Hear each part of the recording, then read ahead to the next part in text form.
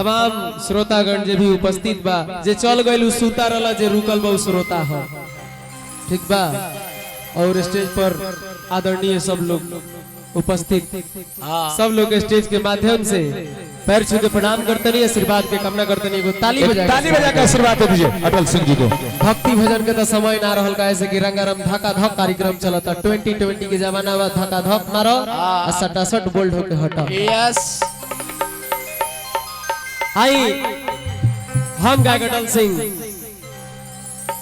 Home town जिला सिवान, घर जिला सिवान। आई चैता के लयदारी से सेवा रही, ज्यादा समय ना ले, दूगो गीत गाई, एगो सेट समय के लयदारी। ऐसे कि कलाकार के अहमियत हम बुझिला कैसा, ऐसे कि जब तमाम कलाकार के जब बैनर पोस्टर लागे नु तो तनी मुनी ख्याल करे के चाही, समय के ख्याल करे के चाही कि हमरो से छोट कलाकार बाड़े सन, तनी दो चार लोग के बीच में कुछ आके गई हसन, कुछ गावे के सीखी हसन। इस सीखे के उम्र बा, जीवन भर सीखे के बा भैया। अटल भाई इसको दिल पे मत लीजिएगा। ना ना दिल में नहीं खिले, ना ना ना ना ना घरेलू हम दिल में ना ले, ना ना घर का कार्यक्रम है नहीं। हाँ। आप भाई के नाते एक मैं सजेशन दे रहा हूँ, हमने सभी कलाकारों को सम्मान पूर्वक आमंत्रण भी दिया है। सभी कलाकार अपने मर्यादा के अनुरूप है, बिल्कुल किसी कलाकार ने मर्यादा को भंग नहीं किया है। आप जाइए तनी उठ जाइलो, और ही दुगत में दुके दुम जिया दुका दुका सब लोग आवत उठी लो रो लो। महे के बाद अभी महे के बारी बा।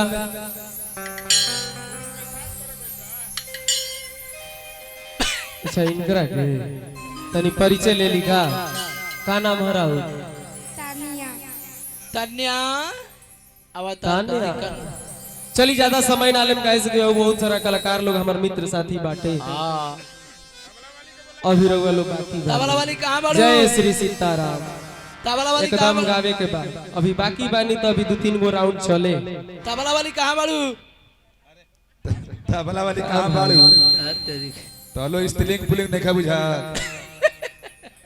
अरे की मलाई देख के करना मन करी चाटेला, इतना सकेत कपड़ा कैसे तोरा में आटेला। ई अपने से पहिरेलू, अरे की हई भैया पहिरावेला, इहे बात दिमाग में न हमारा आवेला। तबला वाली मानुष जल्दी तबला कमिंग। तबला वाली का आई एगो पति प्रदेश बाणे। ए पति हां दाढ़ी बनावेला ना, दाढ़ी बनावेला ना भतार। अच्छा अच्छा भतार। यस यस पति प्रदेश बाणे। पत्नी कहतारी का कहतारी राजा जी काहे रानी बोला? ए बलमुआ का हो बोला? घर के गोतिन कुसुम रंग के साड़ी पहले बड़ी है राजा जी। आनो हमरो बड़ा मन करता तत हमरा जो हम लेके आवते बने कि कुसुम रंग के साड़ी पहनती है बलमुआ। हां तो हमरा काहे बड़ू लेके आवते बने? औरतिया कहतिया का कहतिया? अरे की अवतार पई के नौकरिया, ई जाके कीन ली हो तू बजरिया कुसुम रंग। ए रोको रोको भाव में तबला वाली मानुष। तबला वाली कहां बाड़ू? जल्दी कमिंग।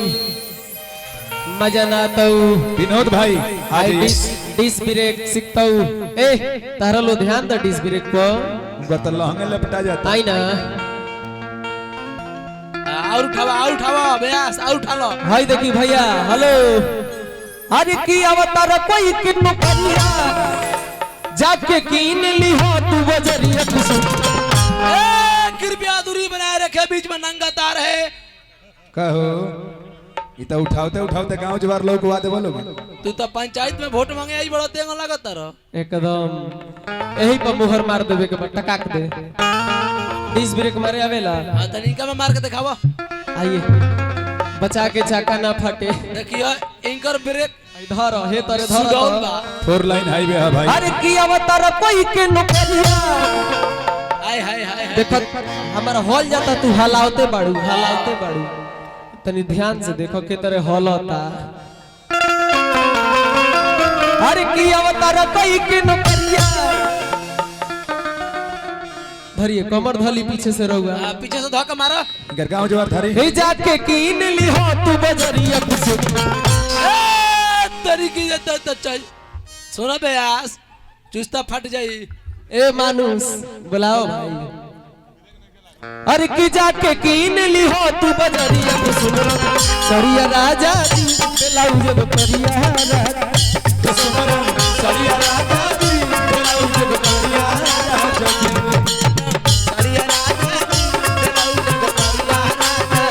सरिया राजा जी बेलाऊ जब परिया राजा जी अवतार पई के नौकरिया अवतार पई के नौकरिया जाके कीन ली हो तू बजरिया कृपया दूरी बनाए रखे इस साड़ी की ना था कि माल पैकेज होता ही यार हाय देखिए हो जैसे आई अरे की कुसुम रंग अरे सड़िया राजा जी अरे बेलाउज गुकरिया राजा अरे की अवतार कई के नौकरिया अवतार कई के नौकरिया जाके कीन ली हो तू बजरिया कुसुम रंग रुको रुको रुको रुको ए बेयास तू हम सट तरनु तो हमरो एने खाड़ा भइल जाता रोआ रोआ रोआ रोआ रोआ कुसुम रंग सड़िया राजा जी बेलाउज गुकरिया राजा